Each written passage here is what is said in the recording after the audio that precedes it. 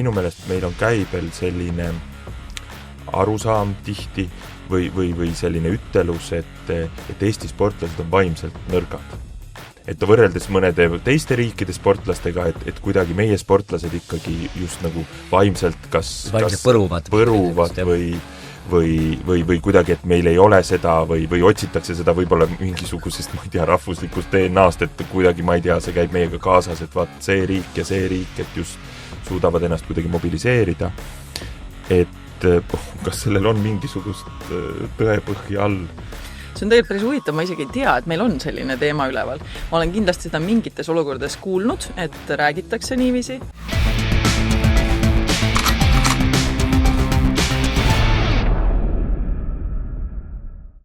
Mina võtaksin sõnasabast kinni ja jätkaksin nende terminite pealt provotseerimist, mis ei meeldi, see tugev ja nõrk, ja tooksin selle teema laiemalt Eesti sportlaste peale, sest et minu meelest meil on käibel selline arusaam tihti või selline ütelus, et Eesti sportlased on vaimselt nõrgad. Et võrreldes mõnede teiste riikide sportlastega, et kuidagi meie sportlased ikkagi just nagu vaimselt kas põruvad või kuidagi, et meil ei ole seda või otsitakse seda võib-olla mingisugusest, ma ei tea, rahvuslikust DNA-st, et kuidagi, ma ei tea, see käib meiega kaasas, et vaat see riik, et just suudavad ennast kuidagi mobiliseerida. Et kas sellel on mingisugust tõepõhja all? See on tegelikult päris huvitav, ma isegi ei tea, et meil on selline teema üleval. Ma olen kindlasti seda mingites olukordades kuulnud, et räägitakse niiviisi, aga ma tulen tagasi selle juurde, et mis asi see vaimne nõrkus siis on, et mida me nagu selle all mõtleme, kui me seda mainime või sellest räägime. Et kui mainitakse midagi, ja sellega ma olen nagu nõus siukse mingil määral kriitikaga, kui ütleme näiteks kujutame ette, et sportlane näiteks alati toob mingisuguseid vaimseid nii-öelda tegureid välja, mis nagu takistavad tema sooritust ja ta ei võta selleks midagi ette.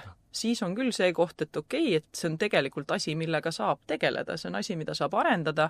Ma üldse ei ütle, et see alati läheb lihtsalt kiiresti, enamasti mitte kumbki nendest ei ole õige ja mõnedel läheb selleks mitu aastat enne, aga see, et sa vähemalt proovid. Et sellega ma olen nagu mõnes mõttes nõus kriitiliselt vaatama, et kui sul on mingid tegurid, siis sellega lihtsalt tuleb tegeleda. Aga teine asi on ka see, et nagu me teame, siis väga lihtne on ju väljast poolt asju kommenteerida. Et et meil on nüüd nii-öelda keegi on nõrk või keegi, ütleme, ei saanud endaga hakkama ilma üldse konteksti teadmata. Et tegelikult me ei tea ju seda laiemat konteksti, mis nende eludes praegu toimub. Ja lihtne on anda kommentaari mingisuguse kindla põhjusega, et see on nüüd see põhjus, miks ta justkui nagu ebaõnnestus. Ja ütleme, see vaimne pool on selline asi, millest me mitte midagi eriti ei tea, et siis on hea öelda, et aga see oli kindlasti see asi või see põhjus.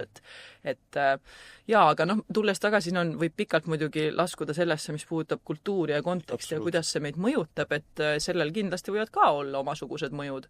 Et kuna eestlased on olnud ju sellised natukene alalhoidlikumad ja võib-olla ka sellised, pane pea maha ja pane edasi suhtumisega, et selles suhtes on, ma arvan, siin kultuuris võib-olla veel raskem nendel teemadel nagu rääkida ja nendes suundades ennast arendada, sest meil on väga, mulle tundub vähemalt, ma ei ole kindlasti mitte kultuuriteadlane, aga mulle tundub, et meil see mentaliteet on olnud väga palju see, et okei, pane pea maha, suru edasi.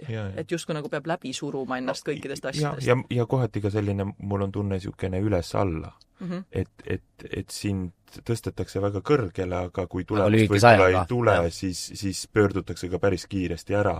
Et seda toetust on ka võib-olla mingisugusel hetkel keeruline tunda, sest et meil on seda ka raske väljendada, isegi kui see on meie sees. Aga kui nüüd konkreetsemaks minna, siis nii nagu tiitlist võib välja lugeda Eesti laskesuusakoondise psühholoog. Spordipsühholoog. Just, jah, see on täpne, selle erinevuse juurde me saame ka veel tulla, et mis see töö, kuidas see töö praktiliselt käib? Jaa, see on nüüd üheselt vastata jällegi keeruline, sest et see on väga niisugune muutlik. Noh, kuna ma sain võimaluse liituda tiimiga tegelikult juba ettevalmistusajal, siis ja päris palju me proovime teha, mida me alguses juba võtsime nii-öelda kavatsuseks, et me proovime teha asju võimalikult palju tiimina koos. Ehk siis treenerite ja ka füsioga, et me proovime koos arendada tiimi jaoks võimalikult head arengukeskkonda.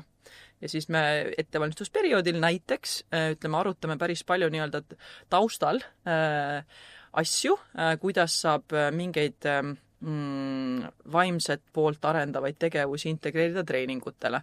Arutame natukene läbi, et näiteks kuidas panna ja soodustada seda, et nad rohkem kaasa mõtlevad, rohkem reflekteerivad oma kogemusi, kuidas arendada koos nende tähelepanu mingite asjadega seotuna, et ettevalmistusperioodil on päris palju sellist tööd, mis ei ole näiteks minul otse sportlastega, vaid mis on pigem see, et me arutame koos asju läbi ja ma olen näiteks trennides kaasas ja siis me proovime seal nagu mina jälgin väga paljus seda, mis toimub ja see on üldse meie professiooni niisugune põhiline nagu keeruline koht, et me oleme tegelikult väga palju taustal kogu aeg. Noh, mis tähendab seda, et me ei sekku väga intensiivselt tihtipeale, vaid me oleme just taustal, aga samas me nii-öelda taustal teeme tööd, sest me jälgime, paneme mingeid asju kirja, pärast näiteks treeningul käimist, siis tihtipeale ma vaatan märkmeid üle, mis ma olin teinud, vaatan, kas midagi on niisugust, mida tuleks edasiseks kaasa võtta. No see on, ütleme, näide ettevalmistusperioodil olevast ajast ja siis ma suhtlen ka nendega, kes seda soovivad, suhtlen eraldi sportlastega. Ja see on jällegi ettevalmistusperioodil erinev, võrreldes sellega, mis ta on võistlusperioodil. Ja noh, kui me nüüd liigume nagu võistlusperioodi, siis seal ongi see hästi indiviidipõhine. Ja ettevalmistusperioodil me tegime ka päris palju selliseid, ütleme, tiimipõhiseid asju. Aeg-ajalt tegime mingeid kindlateemalisi arutelusid, jagasime mingisuguseid teadmiseid ka vaimse poole pealt. Nii et seda me liitsime siis mõnedesse nendesse laagritesse sisse, kus ma kohapeal olin. Ja võistlusperioodil on see siis väga indiviidipõhine. Et kes kui palju, millises vahemikus suhtlust soovib. Aga see on ikkagi nagu sportlase poolt siis nagu käivitatud? See on ka nüüd, ütleme, niisugune keeruline küsimus, sest väga hea, vaata, näed, suudan ikkagi esitada isegi. Mõne keerukama olen ikkagi praegu veel kõigiga paadis. Absoluutselt, et siin on jällegi meie valdkonnas, ma suhtlen väga palju enda väliskolleegidega näiteks ka, kes on sellised, me kunagi ei aruta ilmselgelt sportlaste individuaalseid asju, aga lihtsalt, kuidas keegi tööd teeb. Ja see on, ma arvan, väga oluline professionaalselt, et ise ka kogu aeg arengus olla. Ja siis ma olen jõudnud nagu sinna kohta, et nüüd mitte ainult selle koostööprojektiga seotuna, vaid nagu aastate läbi tööga, et kui ma alustasin, siis ma olin hästi selline, et ma tahtsin, ma sain aru, et ma pean igal pool nagu hästi aktiivne olema ja ma pean nagu vot siin ja siin ja siin, et kogu aeg sa pead nagu justkui nagu kasulik olema, aga siis ma sain aru kogemuse läbi ja teistega suheldes, et meie see kasutegur ongi väga palju olla kohal, jälgida ja olla olemas siis, kui see vajadus tekib nii-öelda. Küll aga olen ka seda teistega arutanud ja minu enda lähenemine on kujunenud selliseks, mis on nagu natuke proaktiivne ja natukene selline taustal olev. Kuna see vaimse tervise süsteemne ja vaimsete oskuste süsteemne arendamine on paljude jaoks ikkagi uus asi, siis ma ise tunnen ja ka teistelt olen kuulnud, et selline vahel ka ise märku andmine on pigem isegi soodustav, et sa ise proovid olla ka see, kes annab võimaluse, et näiteks lihtne näide jälle, et need, kellega mul regulaarselt koostöö on, siis kuna meil käib väga palju suhtlust läbi WhatsAppi, sest kõik on igal pool laiali vahetevahel ja erinevad plaanid ja erinevad tegevused ja kohustused, et siis see on lihtsam viis suhelda ja siis sinna näiteks, ütleme, lähme mingisugusele võistlusele ja siis, kui ma saan ise aru, et okei, et hea oleks tegelikult nüüd millalgi lähiajal väike check-in teha, siis ma annan sõnumiga märku. Et kuidas sa tunned, kas oleks lähiajal hea teha, kui oleks, siis anna teada, mis aeg sulle sobib. Et siuke, ja siis vahetevahel on ka see, et nemad ise annavad märku. Et see on hästi siukene jooksev ja muutlik ja paindlik ja see muutub ka see on sportlaste puhul erinev ja see muutub ka ühe ja sama sportlase jaoks erinevatel võistlustel, erinevatel perioodidel. Et vahel on see, kus ma suhtlen võib-olla mõne sportlasega ala üle päeva mingisuguse võistluse raames ja näiteks teine kord on selline, kus me suhtleme ütleme ühe korra enne võistlust, ühe korra pärast. Ja mõnega on niiviisi, et ta teeb 2 võistlust ära ja me suhtleme siis. Väga nagu selline muutlik, et siin niisugust ühte reeglit ei ole. Aga kui me rääksime siin nagu ettevalmistusperiood ja võistlusperiood, siis võistlusperiood mulle tundub, et liigitub ka suuresti, ütleme, jämedalt lööme ta 2. On õnnestumised ja on ebaõnnestumised. Seega, kuidas sportlase jaoks või ütleme, pigem sinu töö jaoks, kuidas mõju on, kas pigem on, ma ei tea, lihtsam, keerulisem või rohkem tööd, vähem tööd siis, kui sportlasel läheb hästi või siis, kui tal läheb pigem nagu ei ole tema soovitud tulemused. Sest et mulle tundub, et kui me vaatame sportlast, kellel läheb praegu hästi, siis tundub, et tal on praegu jube hea, ta saab sellest võistlusest kaifi, ta saab tulemustest hea emotsiooni, tal on soorituste üle hea meel, et tal on toetus ka fännide poolt kommentaariumites, mis iganes, et siin on padi all, et siin nagu ei ole justkui temaga vaja tegeleda, aga tegelikult vist ikka on.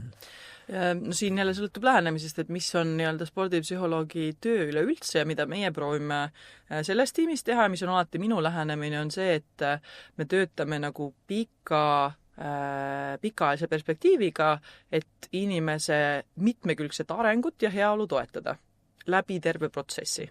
Ja seega ei ole nagu otseselt nii-öelda õnnestumine või ebaõnnestumine erinev selle koha pealt, et midagi sealt enda kohta avastada, midagi kaasa võtta, midagi reflekteerida. Ja reflektsioon tegelikult on üks hästi oluline asi, sest läbi selle sa tegelikult avastadki enda puhul mingisuguseid uusi mustreid. Võtame näiteks näite, ütleme jälle, kui läheb hästi, siis on alati sealt midagi arutada ja analüüsida näiteks selle koha pealt, et et mis sind sellel hetkel toetas. Mis sa tegid oma näiteks, ütleme, ettevalmistuses, mis kõige kasulikum oli, kuidas sul oma keskendumispunktidega läks, kuidas sul õnnestus oma ressursse juhtida, et sealt on alati nagu midagi kaasa võtta.